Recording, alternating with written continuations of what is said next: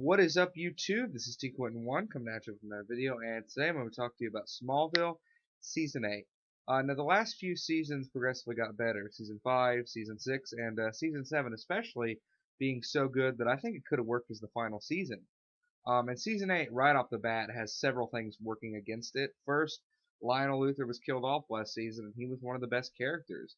More than that, Michael Rosenbaum, aka the best Lex Luthor, left the show after Season 7, which was quite a blow as now the whole Luthor family is gone, and who could possibly fill that void?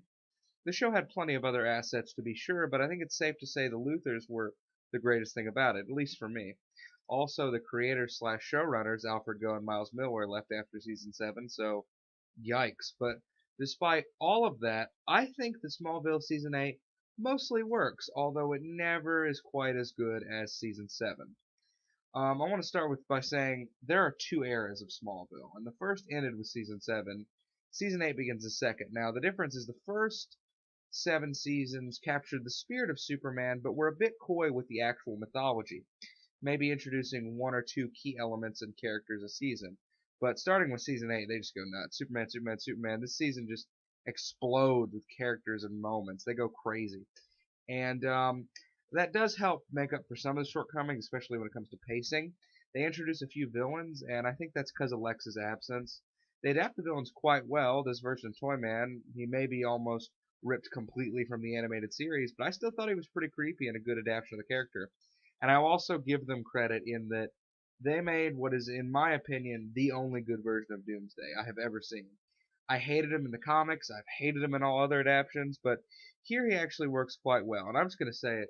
Doomsday is by far my least favorite Superman villain. There's nothing interesting about him. All he does is smash things. And that's what I like that they changed here is they make him kind of like the Hulk in that he has a human side. And that gives the character layers and a real tragic nature. It also helps he's played by Sam Witwer, who's a really underrated actor, and Star Wars fans may recognize him as the voice of Darth Maul in the Clone Wars and Rebels, and Starkiller from The Force Unleashed.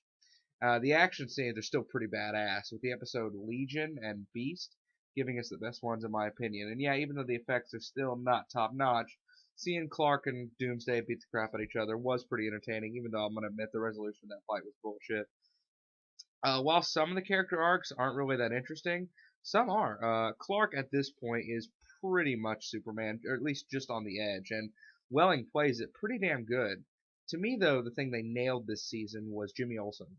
Jimmy was something I felt, especially the recent Dawn of Justice, really wasted. A lot of adaptants do, because he's Superman's pal.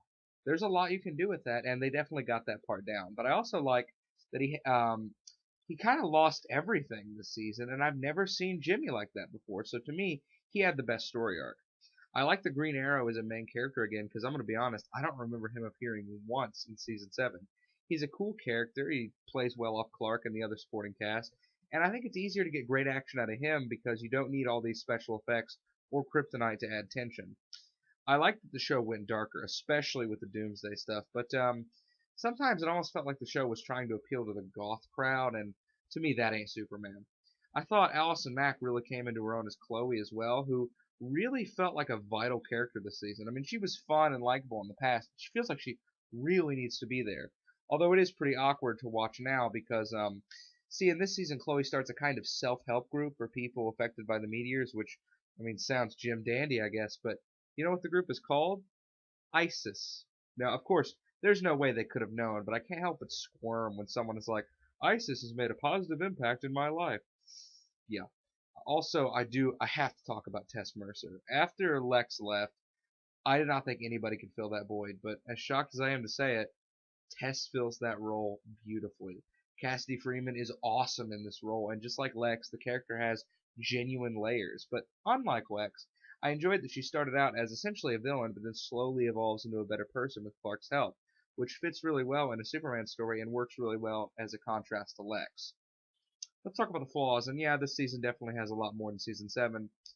Why the hell is Lana back? There's no reason for her to be here at this point, and she seriously does nothing but bog this show down, and the pacing already suffered a lot this season. If you ask me, she should have been on her way out as soon as they introduced Lois, but there are 2 seasons left, and she is still here, even though she adds nothing. Seriously, she stuck around longer than Lex. How could you do that? Have you no shame? Like I said, some of the dark stuff feels less mature and more emo. Like one episode seriously ends with a dude screaming in the rain as 3 Days Grace plays in the background, and come on, guys. Also, I don't know why it's still called Smallville if the whole damn show is in Metropolis now. To me, that meant the show lost a bit of its identity. There is still some superhero action, but oftentimes it feels just like another cop procedural rather than Smallville. Also, if Michael Rosenbaum's gone, don't even fucking bother with Lex. Don't have this lame ass stand in with a mask. All in all, I think season 8 is a step downward.